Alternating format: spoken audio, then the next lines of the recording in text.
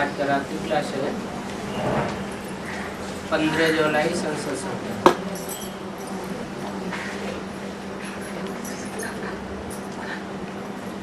बच्चों का अनुभव है आगे भक्ति में थे और अभी ज्ञान में है। भक्ति में थे वो या दुर्गति में थे और अभी ज्ञान में है वो या सदगति में जा रहे हैं। सदगति हुई नहीं है पूरी, लेकिन सदगति में जा रहे हैं। इसको ज्ञान मार्ग कहेंगे, वो भक्ति मार्ग है। तो भक्ति मार्ग और ज्ञान मार्ग का अनुभव सुनाना तो होता है ना। अभी हम पवित्र बन रहे हैं बाप से वर्षा लेने के लिए।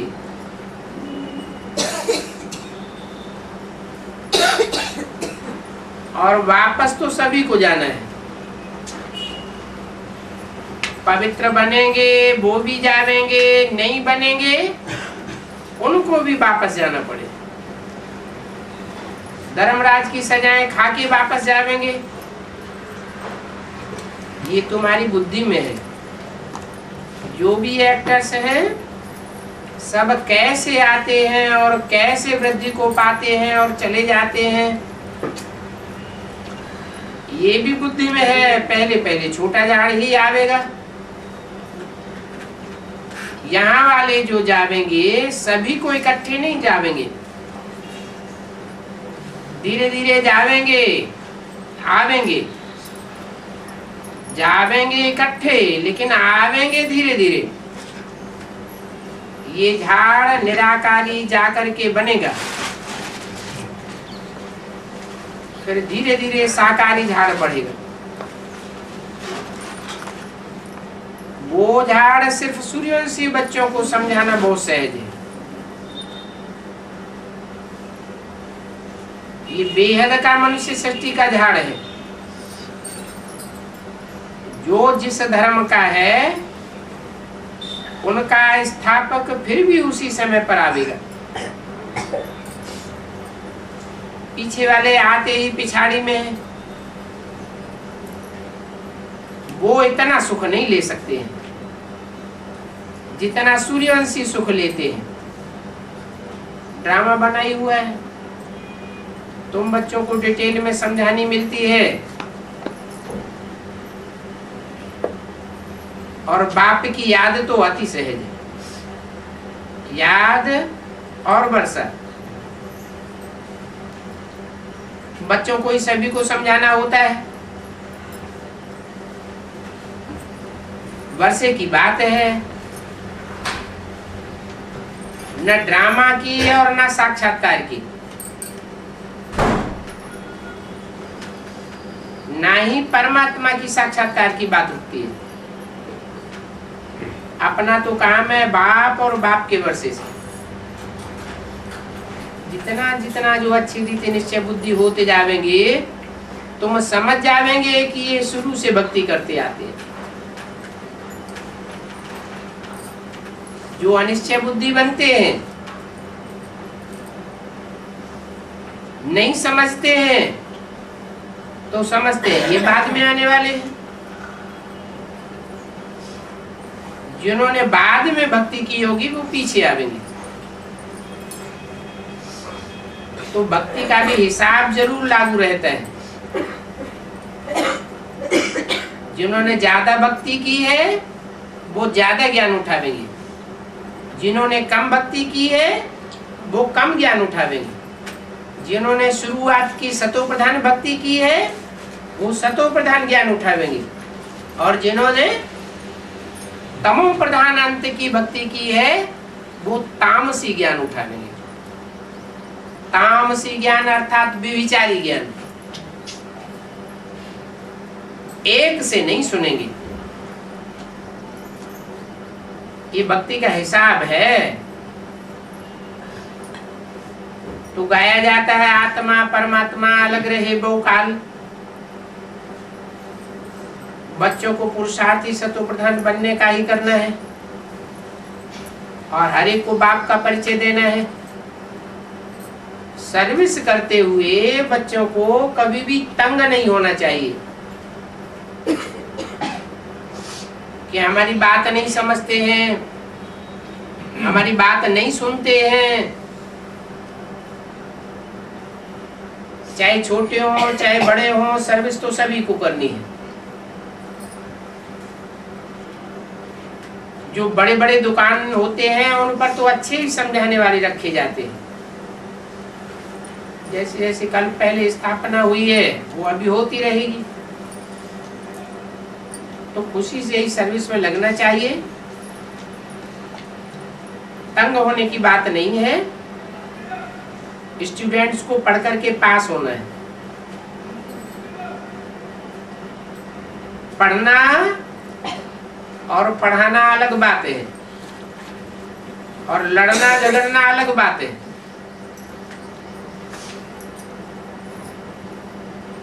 पढ़ाई में जो लड़ाई झगड़ा करते हैं वो फेल हो जाते हैं।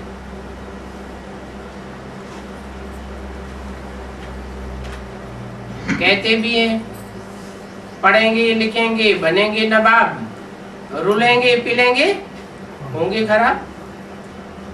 टाइम वेस्ट नहीं करना है, कोई से भी नाराज होकर के नहीं बैठ जाना चाहिए। फलाने से यह गलती हो गई, उसने ऐसे कहा, क्यों कहा, तो रूठ करके नहीं बैठ जाना चाहिए। मुरली भी जरूर पढ़नी चाहिए, उसमें सर्विस की बहुत युक्तियां मिलती हैं। बच्चों को उल्लास में आते रहना चाहिए, उसी का पारा चढ़ना चाहिए। बाप जो स्वर्ग का मालिक बनाते हैं तो उसमें खुश होना चाहिए। बड़े आदमी के पास जन्म लेने वाले को खुश होना चाहिए ना। ये है बाप से वर्षा लेने की युक्ति। बच्चों को पढ़ना बहुत जरूरी है, रोज मुरली पढ़ना और धारण करना। घर में घाटा है, फायदा है, धंधा ठीक है नहीं है, इन बातों का तो ज्ञान से कोई वास्ता ही नहीं है। जो गरीब है उनको भी कहा जाता है बाप का परिचय दो। जो बेहद का बाप हो करके गया है, भारत को स्वर्ग बना करके गए हैं। रावण ने वर्षा बाद में छीन लिया है, अभी फिर बाप कहते हैं कि पावन बनो। ये कोई हद की बातें नहीं है, ये सब बेहद की बातें हैं। तुम जानते हो बाबा हमको नए विश्व के लिए पुरुषार्थ करवाए रहे हैं। याद के बल से, पवित्र होने से ही हम पवित्र दुनिया का मालिक बनते हैं। याद ही बुद्धि में बैठनी चाहिए, योग अक्षर भी नहीं। बाप का याद अक्षर लवली है। बाप ने कहा ये माँ बेकम याद करो, ऐसे तो नहीं कहा योग लगाओ। हम सतो प्रधान आए थे, फिर यहाँ से सतो प्रधान बन करके ही वापस जाएंगे। तमो प्रधान तो कोई भी वापस नहीं जा सकते। साक्षात्कार की सभी बातें भक्ति मार्ग की हैं। साक्षात्कार से ज्ञान का कोई कनेक्शन नहीं है। यहाँ न आत्मा अपना साक्षात्कार कर सकती है और न परमात्मा बाप का ही साक्षात्कार कर सकती है। बाप ने समझाया है मैं बिंदी हूँ और तुम भी बिंदी हो। उस बिंदी में ही सारा ज्ञान है। ऐसे नहीं कि मैं बड़ा हूँ, ये नहीं समझना चाहिए परमात्मा बड़ा है। परम माना दूर से दूर रहने वाला, परे ते परे। ड्रामा में राज भी अच्छा रखा हुआ है।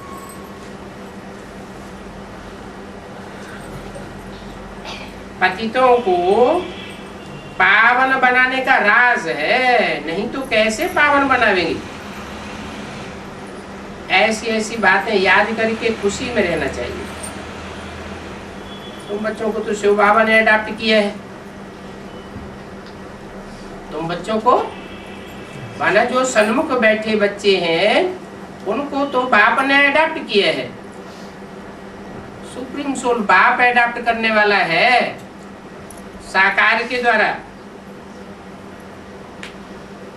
और जो दूसरे धर्म वाले हैं उनको तो उनके धर्म पिता अडॉप्ट करते हैं।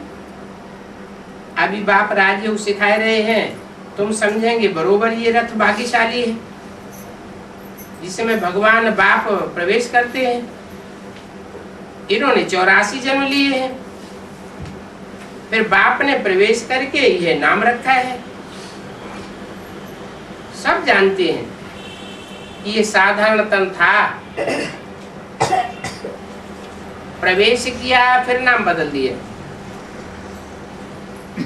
इनमें बाबा प्रवेश करके नाम बदल ही कर देते हैं।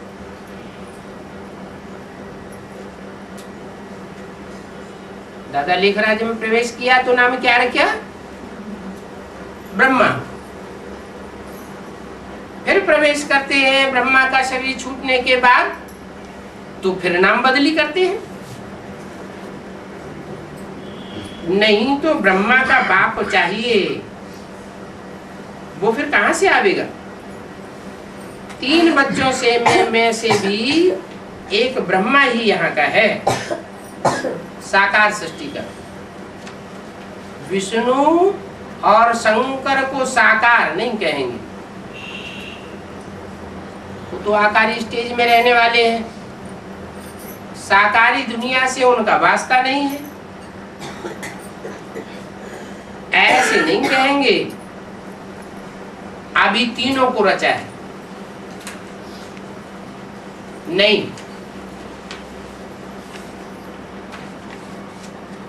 ओम शांति। दूसरा प्रातः क्लास है 16 जुलाई 1967 का। रूहानी बाप बैठ करके रूहानी बच्चों को समझाते हैं। रूहानी बच्चे कौन है? रूह तो कभी विनाश होती नहीं, उनका पार्ट भी कभी विनाश को पाता नहीं। तो असल रूहानी बच्चे वो हैं जो ऑलराउंड पार्ट बजाते हैं। ऑलराउंड पार्ट बजाते हैं माना उनकी आत्मा इस षष्ठी चक्र में से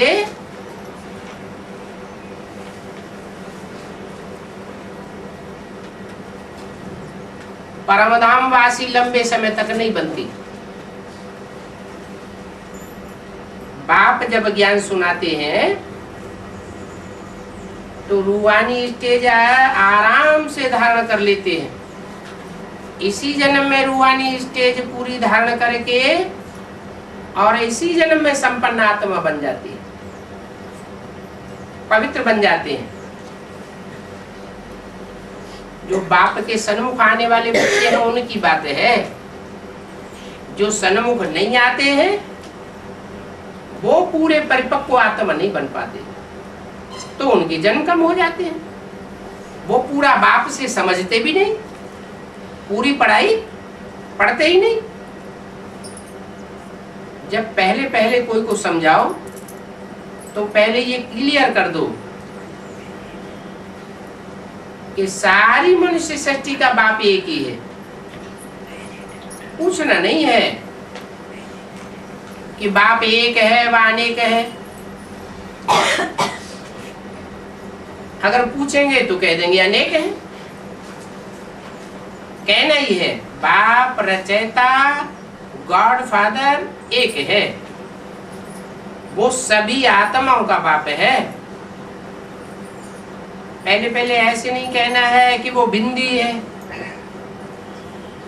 बच्चों को भी ऐसे नहीं समझाना चाहिए कि भगवान बिंदी है। इसमें फिर मुझे जाएंगे। पहले पहले तो ये अच्छी रीत से समझाओ बाप 2 हैं, एक लौकिक बाप और एक पारलौकिक बाप। लौकिक तो हर एक का अपना अपना अलग अलग होता है, और पारलौकिक सभी आत्माओं का एक ही बाप है। फिर शरीर में आते हैं तो सभी जीवात्माओं का बाप एक है। जो भी जीवात्माएं हैं उनका एक ही बाप है, वो भी जीवात्मा। फिर उनको कोई खुदा कह देते हैं, कोई गॉड फादर कह देते हैं, है तो एक ही ना, सभी एक को याद करते हैं। तो पहले पहले ये पक्का निश्चय कराओ, फादर है सर्व का रचने वाला। बाप यहाँ आवेंगे ही स्वर्ग का मालिक बनाने के लिए। जो सबका बाप है वो तो स्वस्थिति से स्वर्ग बनाता है।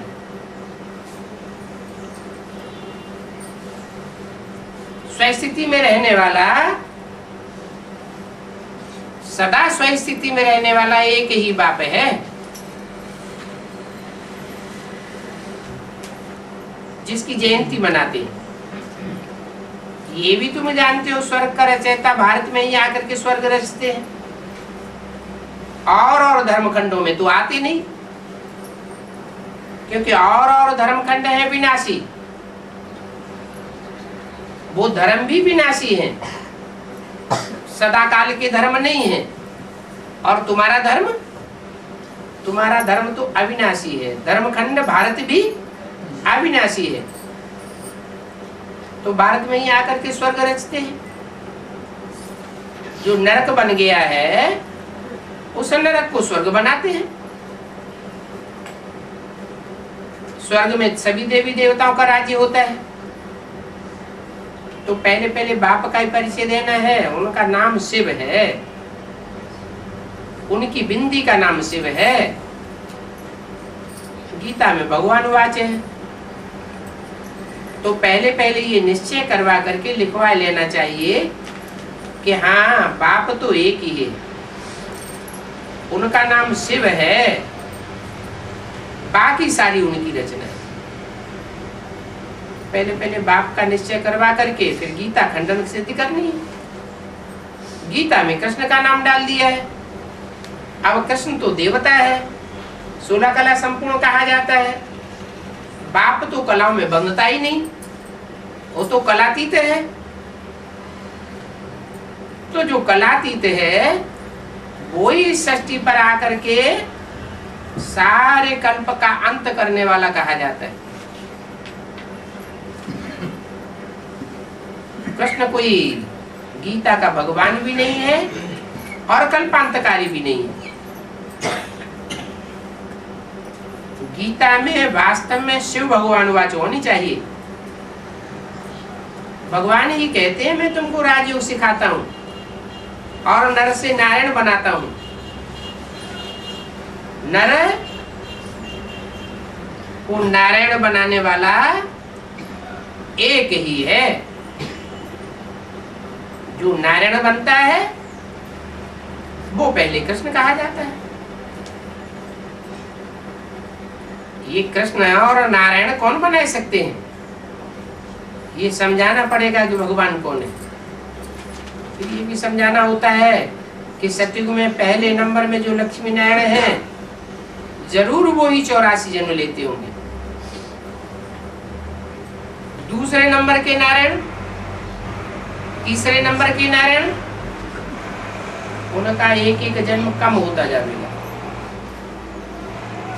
एक एक जन्म उनका कम क्यों हो जाता है? क्योंकि द्वापर युग से वो धर्म पिताओं में कन्वर्ट हो जाते हैं। जिन जिन धर्म पिताओं के संग का रंग लगता है वो उत्तरोत्तर आने वाले धर्म पिताएं कमजोरी वाले होते हैं, कम पावर वाले होते हैं। तो उनके संग का रंग उनको लगता है। वही संग का रंग है जब परमात्मा बाप आते हैं तो शूटिंग पीरियड में फिर उनको संग का रंग लग जाता है। इसलिए कहते हैं बनी बनाई बन रही, अब कछु बने नहीं ना। 63 जन्मों में जिन आत्माओं ने जैसा जैसा संग किया वैसा वैसा संगम युग में रील में घूमता रहता है। जिन्होंने कमजोर धर्म पिताओं का, धर्म वालों का संग किया है, वो कमजोर बन जाते हैं। जिन्होंने जितना पावरफुल संग लिया है उतना ही पावरफुल बन जाते हैं। सर्वशक्तिवान तो एक ही बाप है। उस सर्वशक्तिवान बाप से जो पढ़ते हैं, औरों की पढ़ाई नहीं पढ़ते हैं, सिर्फ एक से ही पढ़ते हैं, वो पूरे 84 जन्म लेते हैं। पीछे पीछे फिर और धर्म वाले आते हैं। तो जैसे और धर्म पिताएं बाद में आते रहे एक दूसरे के बाद, वैसे ही उनसे प्रभावित होने वाली जो नारायण बनने वाली आत्माएं हैं, वो भी नंबरवार सतयुग में आते हैं।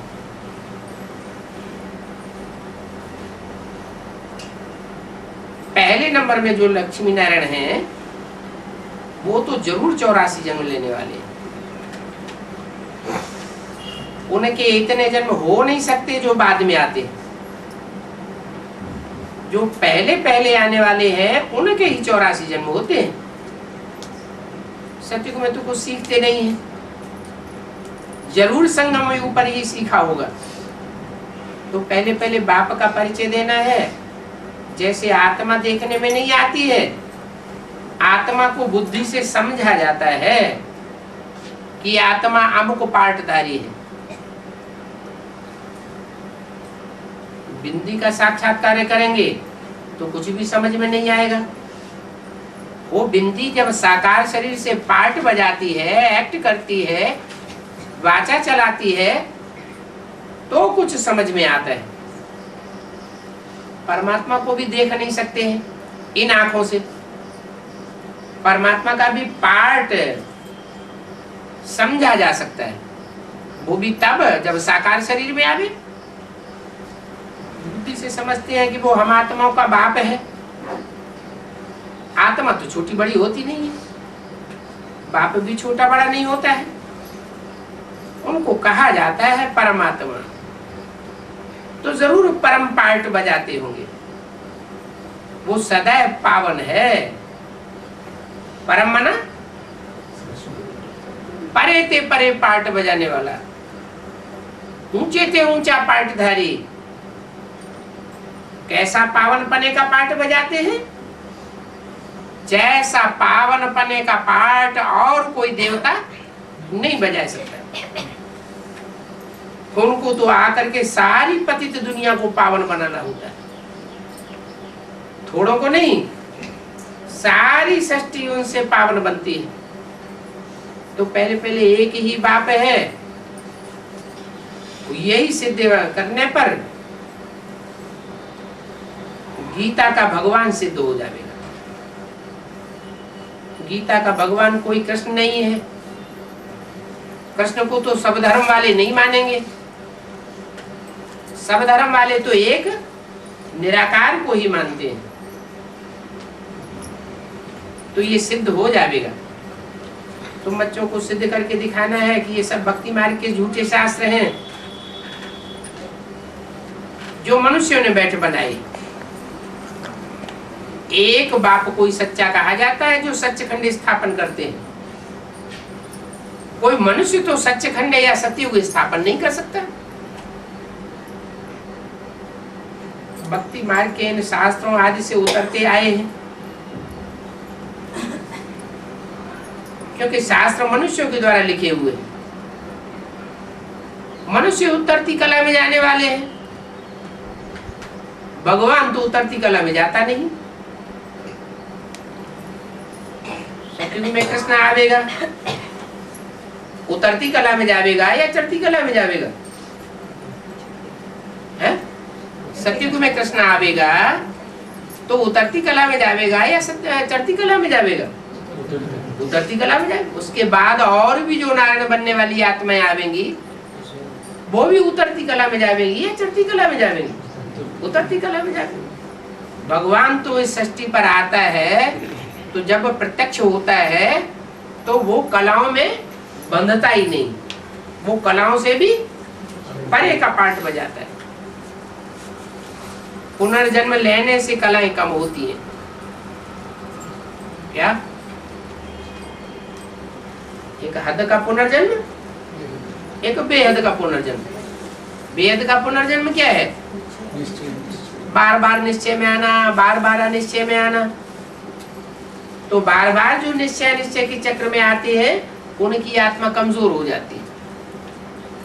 लंबे समय के पुरुषार्थ में लंबे समय तक निश्चय अनिश्चय का चक्र चलता रहेगा तो अंतमते सुगति हो जाएगी। पुनर्जन्म लेने से कलाएं कम होती है। ये कर्मकांड की तीर्थ आदि की बातें सब भक्ति मार्ग के शास्त्रों में, ज्ञान में तो इनका कोई मतलब ही नहीं है। रिद्धि सिद्धि इधर उधर जाना करना ये सब शास्त्रों में, यहाँ पर तो कोई शास्त्र नहीं है। बाप डायरेक्ट आकर के सुनाते हैं। ऐसे तो सभी धर्म पिताओं ने डायरेक्ट आकर के सुनाया है, कोई शास्त्र नहीं लिखे। क्राइस्ट आया, उन्होंने कोई बाइबल लिखी क्या? इब्राहिम ने कोई शास्त्र लिखा क्या? महात्मा बुद्ध ने कोई शास्त्र लिखा? नहीं। जो भी धर्म पिताएं आए सबने डायरेक्ट सुनाया। जब उस धर्म की संख्या बहुत बढ़ जाती है तब उनके फॉलोअर्स बैठ करके शास्त्र लिखते हैं। ऐसे ही भगवान जब इस सृष्टि पर आते हैं तो उसका उनके सुनाए हुई बातों का कोई शास्त्र नहीं बनता, बन ही नहीं सकता। क्यों?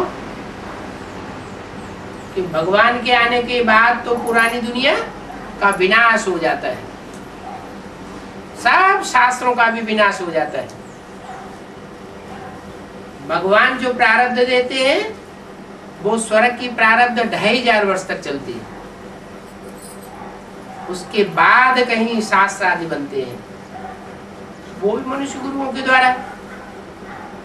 तो बाप आकर के सब राज समझाते हैं। आधा कल्पीय भक्ति मार्ग चल रही है। पहले पहले तुम बच्चे ही जीत पावेंगे और धर्म की आत्माएं बाद में जीत पावेंगे। और धर्मों का जिनके ऊपर छिलका चढ़ा हुआ है वो पहले जीत नहीं पावेंगे। कब पावेंगे? बाद में जीत पावेंगे। उनकी बुद्धि में भी बैठेगा कि भगवान तो एक ही है जो निराकारी स्टेज वाला है। वो निराकार ही होता है, साकार नहीं होता। परम पिता परमात्मा से वो भोलानाथ, उनके लिए ही है कि भगवान वाच ज्ञान का सागर है। वो सभी का बाप भी है। कृष्ण तो सभी का बाप नहीं हो सकता। कृष्ण किसी को कहे ये हो नहीं सकता कि देह के वो सब धर्म छोड़ करके दूसरों को कहे कि माम एकम याद करो। ये बातें हैं बहुत, परंतु मनुष्य शास्त्र आदि पढ़ करके भक्ति में पक्के हो गए हैं, इसलिए बुद्धि में बैठता ही नहीं है। आजकल तो शास्त्रों आदि को गाड़ी में रख करके परिक्रमा नहीं देते। पहले शास्त्रों को भी गाड़ी में रखते थे, परिक्रमा देते थे। कहाँ की यादगार? कैसे? संगम युग में जब भगवान बाप आते हैं तो जो ज्ञान सुनाते हैं वो ज्ञान ही वास्तव में शास्त्र है, जो मुरली के रूप में गाया जाता है। जिस कागज की मुरली में कृष्ण का नाम डाल दिया जाता है, पिता श्री ब्रह्मा, वो मुरलियां जिसे शास्त्र के रूप में शूटिंग हो गई, उनको कोई गाड़ी माना रथ है, कोई शरीर रूपी रथ है जो चारों ओर परिक्रमा लगाता है। उसकी यादगार में उन्होंने भक्ति मार्ग में क्या करना शुरू कर दिया? शास्त्रों को गाड़ी में रख करके परिक्रमा लगाना शुरू कर दिया। देवताओं की भी परिक्रमा लगाते हैं, देवताओं को रथ में रखते हैं, परिक्रमा लगाते हैं। ये भी यादगार कहाँ की है? ब्रह्मा की सोल देवता है, देव आत्मा है, वो भगवान तो बनती नहीं, गॉडफादर का तो पार्ट नहीं है। वो धारणा वाली आत्मा कोई गाड़ी में माने रथ में प्रवेश करती है और वो फिर चारों तरफ चक्कर लगाती है। तो भक्ति मार्ग की बातें सबकी बुद्धि में बैठती नहीं है कि कैसे ये बातें सच्ची हैं। अभी तो तुमको बताते हैं कि तुम सब बातें छोड़ करके मामेकम याद करो। आजकल तो कोई शास्त्रों की परिक्रमा नहीं देते, आगे तो बहुत देते थे। देवताओं के चित्रों की भी परिक्रमा दिलाते थे ना, ग्रंथ को भी उठा करके फिर ला करके सुलाते थे। अभी तुम बच्चे जानते हो, हम देवता से क्षत्रिय, क्षत्रिय से वैश्य, शूद्र बनते हैं, ये चक्कर लगाते हैं। चार अवस्थाओं से पसार होते हैं ना। ब्रॉड ड्रामा में भी चार अवस्थाओं से आत्मा प्रभाव पसार होती है और शूटिंग पीरियड में भी आत्मा चार अवस्थाओं से पसार होती है। ज्ञान भी चार अवस्थाओं से पसार होता है, पहले सतो प्रधान, फिर सतो सामान्य से रजो और तमो बनता है। तो ये चक्कर लगाते हैं, चक्कर के बदले वो फिर परिक्रमा दिला करके घर जाकर रखते हैं।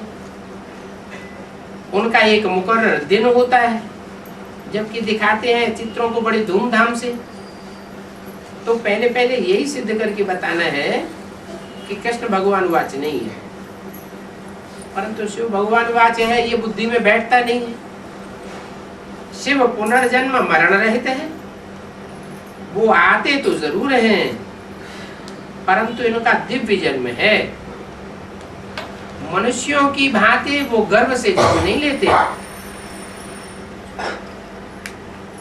कोई शरीर में रथ में प्रवेश करते हैं, भागीरथ पर आकर के सवार होते हैं, पतितों को आकर के पावन बनाते हैं।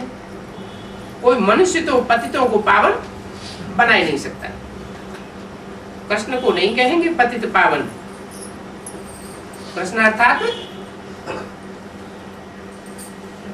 ब्रह्मा, रचयिता और रचना के आदि मध्य अंत का राज तुम्हारी बुद्धि में है। ब्रह्मा रचयिता नहीं है, ब्रह्मा भी क्या है? रचना है। ये नॉलेज तुम्हारे सिवाय और कोई की बुद्धि में नहीं है। 1667 की वाणी का दूसरा पेज। बाप को आप ही आकर के अपना परिचय देना होता है। बाप का परिचय बाप के सिवाय और कोई दे ही नहीं सकता। मुख्य बात है ही बाप के परिचय की। सर्वव्यापी अक्षर बहुत ग्लानि देने वाला है। गीता से ये सर्वव्यापी का ज्ञान उठाया है और भागवत में दिखाए हैं कृष्ण के चरित्र। कृष्ण को भगवान समझ लिया है। कृष्ण को भगवान समझने के कारण ये सारी गड़बड़ी हो गई। कृष्ण का नाम निकल जाएगा तो कृष्ण की बायोग्राफी, कृष्ण के चरित्र आदि सब उड़ जाएंगे। गीता का भगवान कोई कृष्ण थोड़े ही है। ये बात तुम सिद्ध करेंगे तो तुम्हारा नाम बहुत बाला हो जाएगा। कृष्ण कहो, ब्रह्मा कहो, बात एक ही है। वो भक्ति मार्ग वाले तो समझते हैं कृष्ण ही गीता का भगवान है। कौन से भक्ति मार्ग वाले? बाहर की दुनिया वाले तो समझते ही हैं, लेकिन ब्राह्मणों की दुनिया में भी भक्ति का फाउंडेशन डालने वाले हैं। उनकी बुद्धि में गीता का भगवान कौन बैठा हुआ है साकार में? दादा लेखराज ब्रह्मा और फिर कृष्ण की आत्मा। तो तुम्हारा नाम बाला हो जाएगा। ये बात तुम सिद्ध करके बताओ। दिल्ली में जो सेमिनार करेंगे, पहले पहले ये बात निकालनी पड़ेगी। एरोप्लेन से पर्चे गिराने हैं तो उसमें भी मुख्य मुख्य ये बातें हों, गीता का भगवान शिव है अथवा श्री कृष्ण है। एक गीता खंडन होने के कारण सभी शास्त्र खंडन हो गए। इस गीता खंडन होने के कारण ही भारत की ये हालत हो चुकी है। भारत इस हालत को पहुंचा है। वेद आदि कोई धर्म शास्त्र नहीं है। आज सनातन तो है ही देवी देवता धर्म। पीछे पीछे सभी और मठ पंथ निकले हैं। तो मीटिंग में पहले पहले ये बात निकालो कि हम कौन सी रीति निकालें, रंग ढंग निकालें जो बाप सिद्ध हो जावे। गीता में श्री कृष्ण का नाम होने के कारण लड़ाइयों आदि की बातें लिख दी हैं। महाभारत युद्ध हुआ। अब ऐसा कोई युद्ध तो हुआ नहीं। गीता झूठी साबित करेंगे तो महाभारत भी झूठा साबित हो जाएगा और बाकी सब शास्त्र झूठे हो जाते हैं। भारत की ही समझानी है। तो ऐसे ऐसे पर्चे बना करके उसमें चित्र भी लगाओ। चित्र लगा करके फिर एरोप्लेन से गिराना चाहिए। क्या चित्र लगाओ? गीता का भगवान निराकार स्टेज वाला, वो असली बात है। और मनुष्यों ने क्या लिख दिया है? गीता का भगवान साकार कृष्ण। संगम युग में शूटिंग में क्या होता है? बेसिक वालों ने जो चित्र बनाया है गीता का भगवान कौन, उसमें क्या चित्र बनाया? एक तरफ शिवलिंग रख दिया और दूसरी तरफ कृष्ण का चित्र रख दिया, उसके हाथ में गीता दे दी। तो कृष्ण तो बच्चा है, वो गीता की गहराइयों को कैसे समझेगा? और जो लिंग रख दिया है वो गीता का भगवान कैसे हो सकता है? भगवान आएगा, गीता का ज्ञान सुनाएगा तो मुख चाहिए या नहीं चाहिए? शिवलिंग कैसे सुनाएगा? लिंग का अर्थ भी नहीं जानते। लिंग का अर्थ है ऐसी निराकारी स्टेज जिसमें नाक, आंख, कान, मुंह आदि इंद्रियां नहीं दिखाई गई हैं। ऐसे नहीं कि इंद्रियां हैं नहीं, इंद्रियां तो हैं, लेकिन इंद्रियां होते हुए भी जैसे न होने के समान। जैसे कहते हैं आंखें हैं लेकिन देखते हुए भी न देखना, कान है लेकिन सुनते हुए भी न सुनना।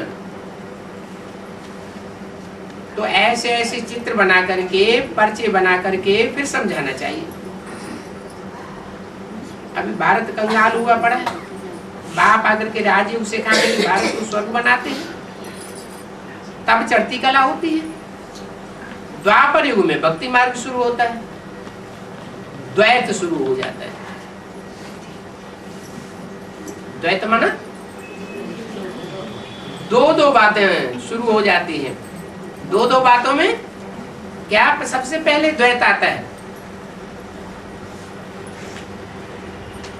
देवताओं की बुद्धि में पहले सिर्फ आत्मा का ज्ञान था। मैं आत्मा, ज्योति बिंदु। फिर द्वैत शुरू होता है, तब क्या होता है?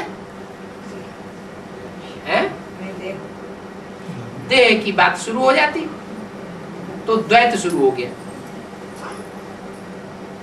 द्वैत की शुरुआत कहां से होती है?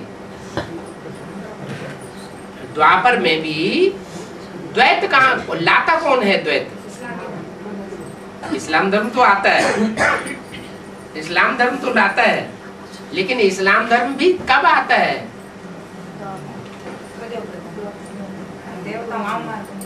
देवताएं जब वाम मार्ग में जाते हैं तब इब्राहिम आता है। तो शुरुआत कहां से हुई? देवताओं के वाम मार्ग में जाने से गिरती कला हो जाती है, भक्ति मार्ग शुरू होता है। फिर शास्त्र आदि बनते हैं, उन्हें पढ़ते पढ़ते उतरती कला हो जाती है। गीता को रांग सिद्ध करने से बाकी सब शास्त्र रांग हो जाते हैं। एक गीता के ऊपर सारा मदार है। बाप राइटियस बनाते हैं, झूठी गीता पढ़ने के कारण राइटियस बन जाते हैं। और कृष्ण तो न ज्ञान सुनाते हैं और न ही भक्ति करते हैं। कृष्ण माना सतयुग का कृष्ण, वो भक्ति भी नहीं करता और वो ज्ञान भी नहीं सुनाता। वहां पर तो कुछ भी नहीं है। आप मुख्य मुख्य बातें समझाते रहते हैं। तुम्हारी मुख्य एक बात पर अगर जीत हो गई तो समझो तुमने जीत पा ली। इस बात में ही तुम्हारे नाम की बहुत वाह वाह हो जाएगी। इसमें कोई भी खिटपिट नहीं करेंगे। ये बहुत क्लियर बात है कि गीता का ज्ञानदाता निराकार परमपिता परमात्मा शिव है और शिव का नाम सिर्फ एक देवता के ही साथ जोड़ा जाता है, शंकर के साथ। और कोई देवता के साथ शिव का नाम नहीं जोड़ा जाता। क्यों? क्योंकि एक ही देवता है जो बाप समान स्टेज को, निराकारी स्टेज को पहले पहले धारण करता है। बाप कहते हैं सर्वव्यापी में कैसे हो गया? मैं तो एक व्यापी बनकर के गीता का ज्ञान सुनाऊंगा या सर्वव्यापी बन के सुनाऊंगा? मैं तो आकर बच्चों को नाली सुनाता हूं, पुकारते भी हैं कि आकर के पावन बनाओ, तो सर्वव्यापी बना करके ज्ञान सुनाऊंगा, सर्वव्यापी बन करके पावन बनाऊंगा।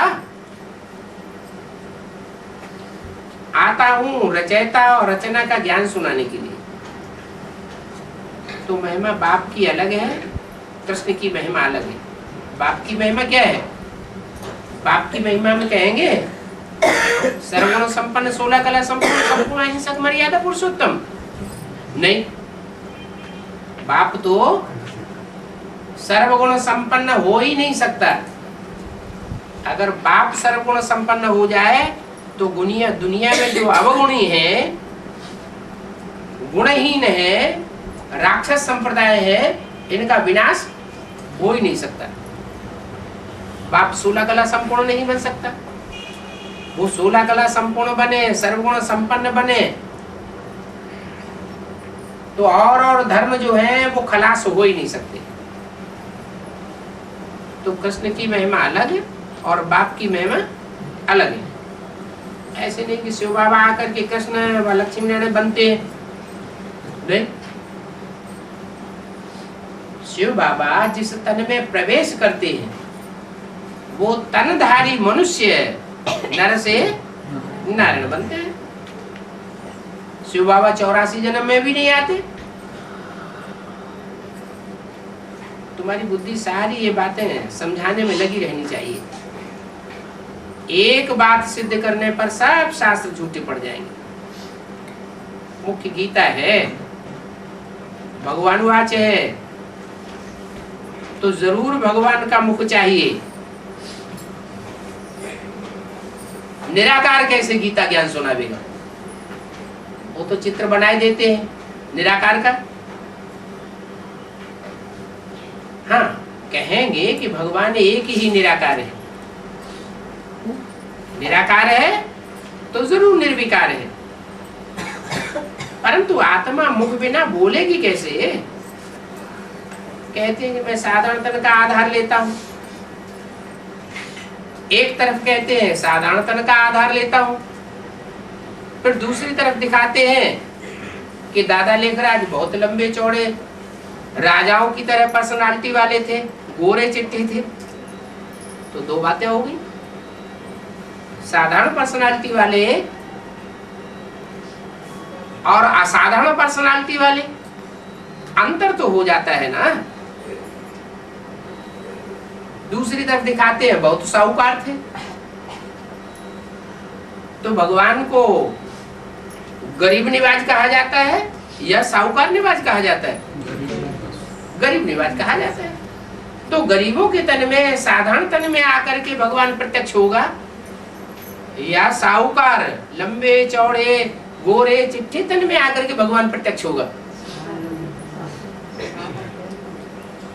अब बात समझ में आ जाती है कि भक्ति मार्ग में जो गलती होती है, कृष्ण को गीता का भगवान बनाए दिया है, उस गलती की शूटिंग कहाँ होती है? ब्राह्मणों की संग में दुनिया में ये शूटिंग होती है कि कृष्ण की आत्मा ही अंतिम 84वें जन्म में जब ब्रह्मा का रूप धारण करती है तो उस ब्रह्मा को ही भगवान का रूप, गीता का भगवान समझ लेते हैं। तो ये बात अभी साबित करनी है। पहले पहले लक्ष्मी नारायण बनते हैं, वही 84 जन्म लेकर के पिछाड़ी में आते हैं, तो फिर उनके ही तन में आते हैं। तो पहले पहले लक्ष्मी नारायण कौन बनते हैं? सतयुगी लक्ष्मी नारायण पहले या संगमयुगी लक्ष्मी नारायण पहले? अगर कहें कि सतयुगी लक्ष्मी नारायण पहले, तो सतयुग में जो लक्ष्मी नारायण बनेंगे वो कोई पुरुषार्थ करने वाले होंगे क्या? वो तो पुरुषार्थ करेंगे नहीं। फिर उनको जन्म देने वाला कौन? जो जन्म देने वाला होगा वो जरूर पुरुषार्थी होगा, और वो संगम युग का होगा, वो सतयुग का नहीं होगा। चढ़ती कला के टाइम का होगा, उतरती कला के टाइम का नहीं। तो बाप कहते हैं मैं कृष्ण के बहुत जन्मों के अंत में आकर के इनका नाम ब्रह्मा रखता हूँ। ऐसे ऐसे विचार सागर मंथन करो कि कैसे किसी को समझावे, एक ही बात से तुम्हारा नाम बाला हो जाएगा। कौन सी बात? गीता का भगवान साकार कृष्ण नहीं है। संगम युग में कृष्ण का जो अंतिम चोला ब्रह्मा है, उसका एक भी फोटो साकार निराकारी स्टेज वाला नहीं है। जो भी धर्म पिताएं होते हैं वो निराकारी स्टेज वाले होते हैं या साकार होते हैं? सब निराकारी स्टेज वाले, क्योंकि वो अपने अपने धर्म के बीज हैं। बीज तो निराकारी होता है। हाँ, कृष्ण सृष्टि का पहला पत्ता है, उसको बीज नहीं कहेंगे। तो ऐसे ऐसे तुम समझावेंगे तो रचयिता बाप का सबको पता पड़ जाएगा। रचयिता साकार होना चाहिए या निराकार? ज्योति बिंदु, बिंदु बिंदु आत्मा है, सब निराकारी है और अविनाशी है, उनको रचने की बात ही नहीं है। साकार को रचा जाता है, रचने वाला भी साकार होना चाहिए। तो वो ज्योति बिंदु आत्मा जिसमें प्रवेश करती है, सुप्रीम सोल कही जाती है, तब उसको रचयिता कहा जाता है। तुम्हारे पास आगे चल करके बहुत आवेंगे जब तुम ये सिद्ध करेंगे कि रचयिता कौन है। फिर सन्यासियों का आसन हिल पड़ेगा। उन्होंने जो सर्वव्यापी का ज्ञान फैलाया है वो ज्ञान टूट जाएगा, एक व्यापी बाप सिद्ध हो जाएगा और सर्वव्यापी का ज्ञान उड़ने लगेगा। फिर तुमको बुलावेंगे कि तुम यहाँ पर आकर के भाषण करो। अभी क्या करते हैं? अभी बुलाते हैं या ठुकराते हैं? अभी बुलाते नहीं है, अभी तिरस्कार करते हैं, ठुकराते हैं। हमको मत सुनाओ, आगे चल करके बुलावेंगे। इसलिए पहले पहले तुम अलफ को सिद्ध करो, बिंदु को सिद्ध नहीं करो। बिंदु को सिद्ध करने की बात नहीं है। उन्होंने क्या किया? उन्होंने तो लिंग का चित्र बनाया और उसके चारों ओर 32 किरणें दिखा दी और उसमें भगवान के गुण लिख दिए। लेकिन गुण और अवगुण साकार में होते हैं या बिंदु में होते हैं? साकार में गुण अवगुणों की बात है। तो ये समझाना है कि वो अलिफ कौन है। अलफ माना खड़ा हुआ डंडा, वो पहला पहला कौन है या कौन आत्मा है जो पहले पहले पुरुषार्थ में निश्चय बुद्धि होकर के खड़ी हो जाती है? भगवान कृष्ण है व शिव है? भगवान भगवान किसे कहा जाता है? जो भाग्यशाली रथ में प्रवेश करता है। ये मुख्य बात सिद्ध करनी है। तुम बच्चे जानते हो बाप से हम स्वर्ग का वर्षा ले रहे हैं। ये वर्षा और कोई मनुष्य मात्र दे ही नहीं सकता। इतने इतने धर्म पिताएं आए, क्या स्वर्ग स्थापन कर सके? बजाय स्वर्ग बनने के और ही दुनिया नरक बनती गई। बाबा एक मिनट, बैटरी रिक्शा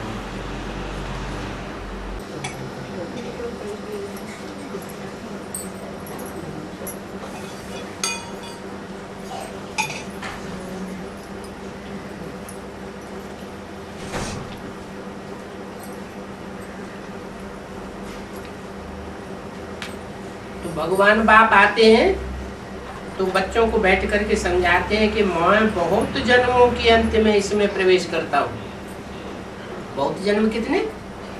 ज्यादा से ज्यादा बहुत जन्म कितने होते हैं? 84 जन्म। 84 जन्म पूरे होने के बाद अंत में, माने अंतिम 84वें जन्म में इनमें प्रवेश करता हूँ। ये श्री कृष्ण की आत्मा का रथ है। कौन? दादा लिख रहा है, मुकर्रर रथ नहीं।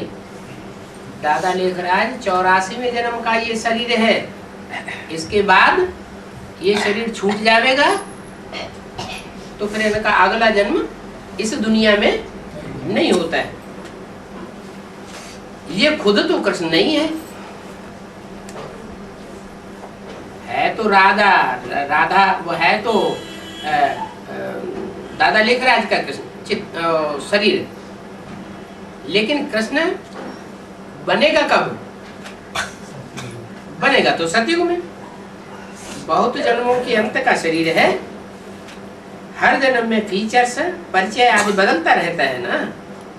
बहुत जन्मों के अंत में जिसमें प्रवेश करता हूँ वो फिर कृष्ण बनते हैं। अभी ये संगम युग है। हम भी बाप का बनकर के बाप से वर्षा लेता हूँ। कौन बोला? ये कौन बोला कि हम भी बाप का बनकर के बाप से वर्षा लेता हूँ? कृष्ण की सोल ब्रह्मा ही बोल रहे हैं कि हम बाप का बन करके फिर बाप से वर्षा लेता हूँ।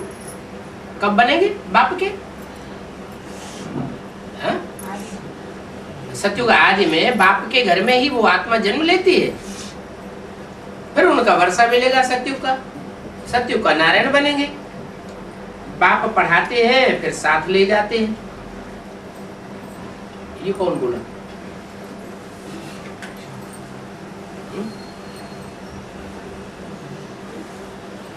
कृष्ण की आत्मा को पढ़ा के साथ ले जाते हैं क्या?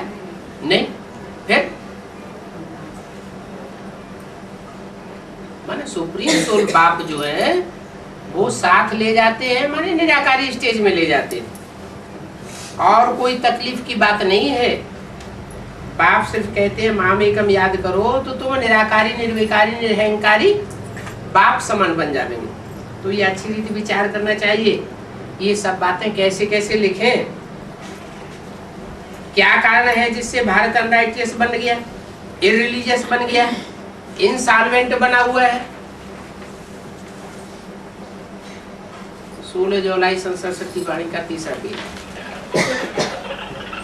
ऐसे इंसॉल्वेंट रिलीजियस भारत को बाप आकर के राजयोग सिखा करके राइटियस और सॉल्वेंट बनाते हैं। सारी दुनिया को राइटियस बनाते हैं। उस समय सारे विश्व का मालिक तो तुम ही होते हो। सारी दुनिया विश्व का मालिक नहीं बन सकती। कहते हैं ना new long life and property. तो जिसकी लंबी उम्र हो और सबसे ज्यादा प्रॉपर्टी वाला हो। बाप आशीर्वाद नहीं करते हैं, कि तुम सदा जीते रहो, नहीं, तुम अपने पुरुषार्थ से लंबी आयु पाते हो। तो साधु लोग कहते हैं अमर रहो, मीटिंग करते हैं तो बाप से राय पूछते हैं, बाबा राय देते हैं, सभी अपनी अपनी राय लिख करके भेजो, फिर भला आपस में इकट्ठे भी हो जाओ। राय तो मुरली में लिख के देने पर ही सबके पास पहुंच सकती है। 2-3 हजार खर्चा होने से बच जाएगा। इस 2-3 हजार से 2-3 सेंटर्स खोल सकते हैं। गांव-गांव में जाना चाहिए, चित्र आदि लेकर के आपस में ऐसे ऐसे विचार निकालने चाहिए। अखबारों में भी छपवाओ, विलायत में भी तुम्हारा नाम इसी एक बात को जीतने पर होगा। कौन सी बात? गीता का भगवान साकार कृष्ण नहीं है। कृष्ण तो मनुष्य हो गया ना। लॉर्ड मनुष्य को कहा जाता है। लैंड लॉर्ड कौन बनता है? मनुष्य बनता है। निराकार कोई लैंड लॉर्ड थोड़ा ही है क्या? भगवान को कोई इच्छा होती है कि मैं इतना इतना इतना रुतबे वाला बनूं? वो तो है ही ऑलरेडी रुतबे वाला। कृष्ण को लॉर्ड कह देते हैं। वास्तव में तो कृष्ण देवता है। कृष्ण ऊंचे ऊंचे नहीं है, कृष्ण से भी ऊंचे कौन है? उसको जन्म देने वाला रचयिता बाप है। सूक्ष्म वतन की तो कोई बात ही नहीं। बाप रचयिता है, फिर रचना यहाँ है। सूक्ष्म वतन की कोई बात नहीं। चित्र है तो उस पर थोड़ा समझाया जाता है, उसका भी बीच में थोड़ा पार्ट है। किसका? सूक्ष्म वतन का। तुम जानते हो, मिलते हो। इतनी आत्माएं शरीर छोड़ेंगी, विनाश कोई चुटकी बजाते तो हो नहीं जाएगा। धीरे धीरे करके बम फूटते रहेंगे, अकाले मौत होती रहेगी। तो जिनकी अकाले मौत होगी वो सूक्ष्म शरीरधारी आत्माएं कहाँ रहेंगी? वो सूक्ष्म शरीर से सूक्ष्म वतन में रहेंगे। तो थोड़े टाइम का पार्ट है सूक्ष्म वतन का। सब आत्माएं जब शरीर छोड़ छोड़ करके सूक्ष्म वतन में इकट्ठी हो जाएंगी, लास्ट में फिर बड़ा विनाश होगा। और उस विनाश में सबको फिर वापस परमधाम एक साथ जाना है। तो तुम जाते हो, मिलते हो, बाकी और कुछ भी नहीं। इसलिए उसमें जास्ती इंटरेस्ट नहीं लिया जाता। इसमें सूक्ष्म वतन की बातों में यहाँ पर आत्मा को बुलाया जाता है, उनको खिलाते हैं। कोई तो आकर के रोते हैं, कोई तो प्रेम से मिलते हैं, कोई तो दुख के आंसू बहाते हैं। तो ये सब ड्रामा में पार्ट है, जिसको चिट चैट कहा जाता है। वो लोग तो ब्राह्मणों में कोई की भी आत्मा को बुलाते हैं, फिर उनको कपड़ा आदि पहनाते हैं। अब शरीर तो वो खत्म हो गया, ये कपड़ा किसको पहनाते हो? बाकी पहनेगा कौन? तुम्हारे पास तो ये रस्म रिवाज नहीं है। यहाँ ज्ञान मार्ग में तो रस्म की बात ही नहीं है। तो ऊंच ते ऊंच बाप हुआ, फिर यहाँ पर सत्य में लक्ष्मी नारायण का राज्य होता है। तो वो लक्ष्मी नारायण कैसे बने ये देखना है। जरूर बीच में संगम युग है। तब नर को संगम युग में नारायण बना करके जाते हैं, संगम युग में पवित्र बनते हैं। तुम एक बात सिद्ध करेंगे, ये तो बिल्कुल ठीक बात बताते हैं। भगवान कभी झूठ थोड़े बोलेगा। फिर बहुतों का प्यार भी होगा, बहुत आवेंगे। समय पर बच्चों को पॉइंट्स मिलती रहती है, पिछाड़ी में क्या क्या होना है वो भी आगे चल करके देखेंगे। लड़ाई लगेगी, बम छोड़ेंगे, कोई कोई तो देखते ही मर जाएंगे। पहले तो मौत है उस तरफ, किस तरफ? विदेशों में। बमों के धमाके पहले विदेशों में शुरू होंगे, और यहाँ तो पहले खून की नदियां बहेंगी। कहाँ? भारत भारत में। फिर दूध की नदियां बहती हैं, सिविल वार लगती है तो फिर एक दो को मारने ही मारने लग पड़ते हैं। पहले पहले आया आग निकलेगी बिलायत से, वहां डर भी बहुत है उनको, कितने बड़े बड़े बॉम्ब्स बनाते रहते हैं, क्या क्या उनमें डालते हैं जो एकदम सारे शहर को स्वाहा कर देते हैं।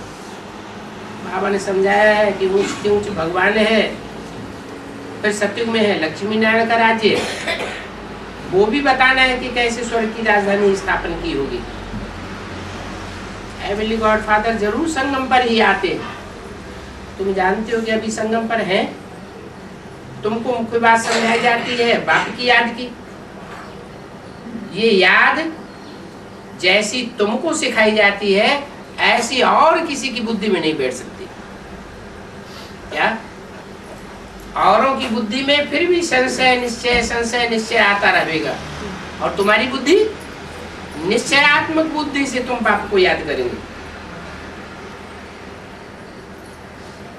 फिर 1 से लेकर के 84 जन्मों का चक्र रिपीट होगा। पहले तो मुक्ति धाम जावेंगे, पहले डीटीइज्म, फिर इस्लामिज्म। तो स्टूडेंट की बुद्धि में सारी नॉलेज होनी चाहिए। और की बुद्धि में ये नॉलेज बैठेगी नहीं। शिव बाबा तुमको सुनाते हैं, शिव बाबा के अनेक नाम रख दिए, तुम बच्चों के भी अनेक प्रकार के नाम है। द्रौपदियां, सीता है, पार्वतियां, उतना ही सुपन खाए दुशासन दुर्योधन भी यहाँ ही बनते हैं। सब एक दो को नग्न करते रहते हैं। स्वर्ग में तो ये नाम नहीं होते, वहां ऐसे काम ही नहीं होते। यहाँ कहते हैं बाबा हमको नग्न होने से बचाओ। ये भी बच्चों को समझाया कि बाप संगम पर ही 3 धर्म स्थापन करते हैं, देवता, क्षत्रिय, ब्राह्मण। संपूर्ण ब्राह्मण बनेंगे तो तुम देवता बनेंगे, जो फेल हो जाएंगे वो क्षत्रिय कहे जाएंगे। तो तुम जानते हो सत्य की स्थापना कैसे होती है, वो और कोई मनुष्य नहीं जानते। आप कहते हैं इसमें हिंसा की कोई बात नहीं है, सत्य की स्थापना में हिंसा नहीं होती है। दंत कथाएं भक्ति मार्ग में बहुत लिख दी, यहाँ तो हिंसा की कोई बात ही नहीं। मुख्य देवता धर्म है, फिर वृद्धि को पाते पाते झाड़ बढ़ता जाता है और धर्म आते जाते हैं। अच्छा बच्चों को गुड मॉर्निंग।